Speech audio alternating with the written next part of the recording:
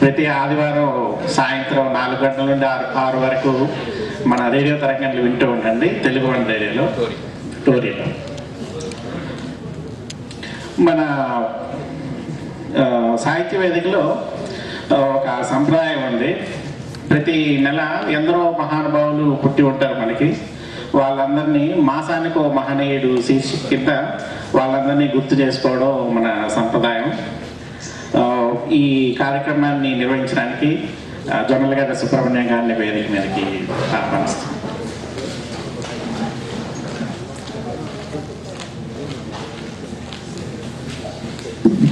ధన్యవాదాలండి. గత 4-5 ఏళ్ళుగా గమనిస్తే మీరు ఈ మాసానికో మహనీయుడు అని చెప్పి సాహిత్య వేదిక బృందం మొదలుపెట్టారు. సురేష్ కాజా గారు కాయిన్ చేసిన వర్డ్ మామ అని. ఇందుకు కొన్ని అనివార్య కారణాల వల్ల వాటిని జరపలేకపోయాం. మళ్ళీ గత 2 నెలలుగా మొదలెట్టాము.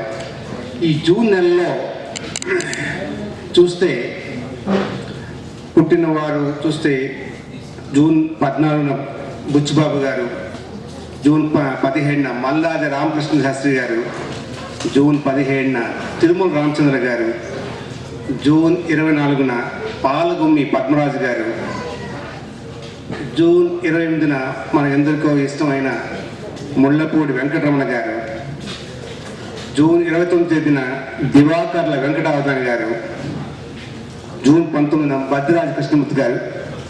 వీరంతా కూడా ఈ జూన్ మాసంలో పుట్టినవారు.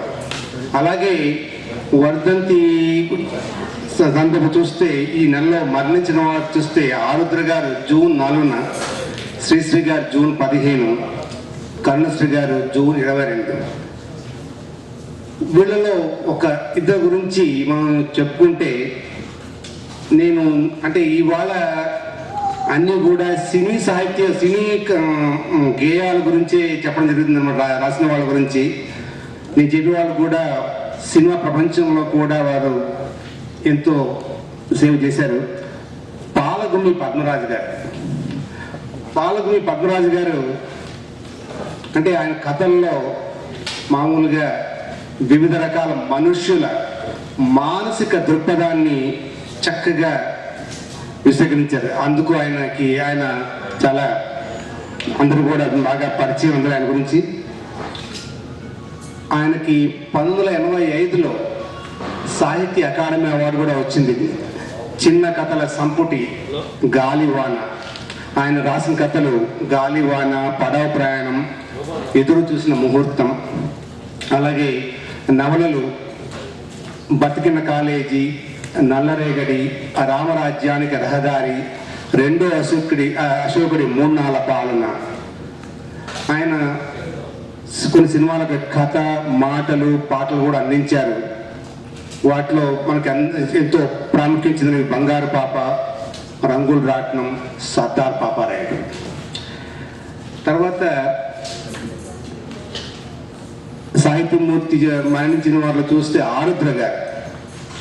ఆరుద్ర గారు చూస్తే చాలా మందికి అంటే నాకు సినిమా ద్వారా ఆయన గురించి తెలిసింది, కానీ తర్వాత ఆయన గురించి తెలుసుకుంటే చాలా ఉన్నాయి. ఆయన వివిధ సాహిత్య రంగాల్లో ఆయనకి పట్టు ఉందని, అంటే పద్యాలు కానీ, వ్యాసాలు కానీ, చిన్న కథలు, కథానికల్లో కానీ, నాటికలు, అనువాదాలు. ఆయన తిరుక్కురాల్ తమిళ నుంచి తెలుగులో కూడా అనువదించారు. సినీగే రచయిత. తర్వాత కొన్ని డిటెక్టివ్ స్టోరీలు కూడా రాశారట ఆయన. తర్వాత ఆయనకి చదరంగం అంటే ఎంతో మక్కువ. ఆయనకి చదరంగం మీద కూడా ఒక పుస్తకం రాశారట. ఆరుద్ర గారు కేంద్ర సాహిత్య అకాడమీ అవార్డును కూడా 1987లో ఆయనకి ఇచ్చారు. గురజాడ గురుపీఠం అంటే వ్యాసాల సంపుటి గుర్తించి కేంద్ర ప్రభుత్వం ఆయనకి అవార్డు ఇవ్వడం జరిగింది. అన్నిటికంటే ఆరుద్ర గారు రచనల్లో చాలా ప్రాముఖ్యం చెందింది సమగ్ర ఆంధ్ర సాహిత్యం.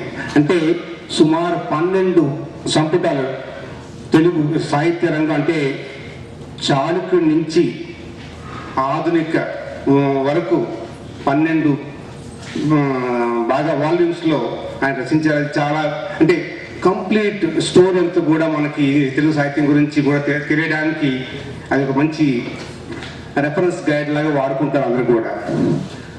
తర్వాత సినిమాల్లో చూస్తే ఆయన 1950లో బీదల పాటలు సినిమాలు మొదలెట్టారు. ఆయన రాసిన కొన్ని సినిమాలు లిరిక్స్లో అంటే పాటల్లో జయబేరి, భీష్మ, మోసగాళ్ళకు మోసగాడు. ఇది నాకు కొద్దిగా వింతగా ఉంది. అంటే మోసగాళ్ళకు మోసగాడ మీరు అందరూ తెలుసు, కృష్ణ సినిమా తీసిన కాపాయ సినిమా, దానికి కథ సంభాషణ కూడా ఆర్ద్రగా రాశారు. దాన వీర సూరకర్ణ, తర్వాత పెళ్లి పుస్తకం మిస్టర్ పెళ్ళం. అలాగే ఆరుద్ర గారు చాలా అది మన ఆలస్యమైన అభ్యుదయ రచయిత సంఘం సభ్యుడిగా ఉండి అందులో ఎంతో యాక్టివ్ పార్ట్ తీసుకున్నారని తెలిసింది. తర్వాత ఆయనకి శ్రీశ్రీ గారికి బంధుత్వం కూడా ఉంది. శ్రీశ్రీ గారికి మేనోడు అవుతాడు ఆరుద్ర గారు. కొన్ని ఇందాక సినిమా పాటలు చూస్తే ఇప్పుడు నేను పాటలు అనుకోలేదు, జ్యోతి గారు వస్తారంటే తప్పకుండా పాడించేవాడిని. చాలా మంచి పాటలు కూడా రాస్తారు ఆయన. మనసి అందాల బృందావనము, అమ్మ కడుపు చల్లగా అత్త కడుపు చల్ల, సాక్షి సినిమాలో, పచ్చని చెట్టు, వెచ్చని చిలకలు 2 రాము సినిమాలను, పెళ్లి పుస్తకంలో శ్రీరస్తు శుభవస్తు శ్రీకారం పాట కూడా. ఇదండి మాసానికి మహనుడి శీర్షిక కింద మనం ఈ రకంగా కొందరిని గుర్తు చేయడం జరిగింది. ధన్యవాదాలు నాకు ఈ అవకాశం ఇచ్చినందుకు.